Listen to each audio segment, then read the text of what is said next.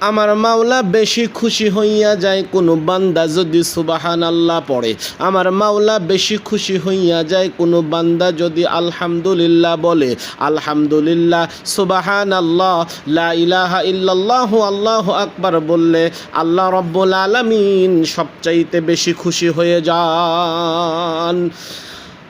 আল্লাহর নবী হযরতে ইউসুফ আলাইহিস সালাতু ওয়াস সালাম যখন তিনি মিশরের রাজ্যের মধ্যে রাজত্ব করেন, মিশরের রাজ্যের মধ্যে রাজত্ব করার সময় একজন ফকির ব্যক্তি আসিয়া ডাক দেয়া বলে, ইউসুফ আমাকে কিছু দেন।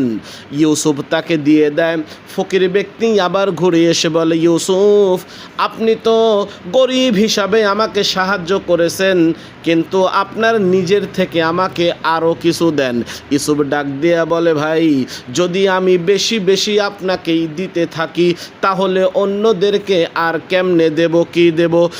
গরিব ব্যক্তি ডাক দেয়া বলে, ইউসুফ আমি এমন একজন মানুষ, আপনি আমাকে চেনেন কি না?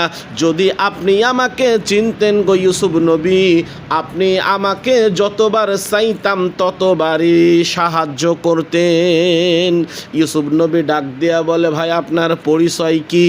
এবার ওই গরিব ব্যক্তি ডাক দেয়া বলে, আমার পরিচয় হইল আপনি ওই যে জুলেখা যেই তহমত, যেই অপবাদ আপনাকে দিয়েছিল, ওই অপবাদ থেকে আমি ছোট শিশু মায়ের কোলে মায়ের দোলনার ভিতরে থাকিয়া আপনাকে সাক্ষ্য দিয়েছিলাম। আজকের ওই ব্যক্তি আমি সেই আগের জামানার ছোটবেলার সেই বাচ্চা শিশুটা। ইউসুফ ডাক দিয়া কয়, কে আছো? এই ব্যক্তি যতবার চাইবে ওই ব্যক্তিকে ততবার তুমি দান করিয়া দাও।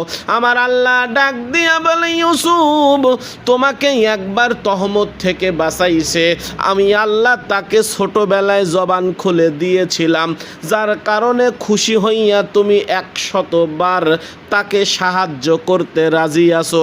ইউসুফ রে, কোনো বান্দা যদি একবার সুবহানাল্লাহ বলে, একবার আলহামদুলিল্লাহ বলে, একবার আল্লাহু আকবার বলে, তুমি ইউসুফ যেমন খুশি হইয়া গরিবকে সাহায্য বাড়াইয়া দিলা, একবার সুবহানাল্লাহ বলার কারণে আমি আল্লাহ তার চাইতেও কোটি কোটি কোটি কোটি অসংখ্য খুশি ওই বান্দার উপরে হয়ে যায়।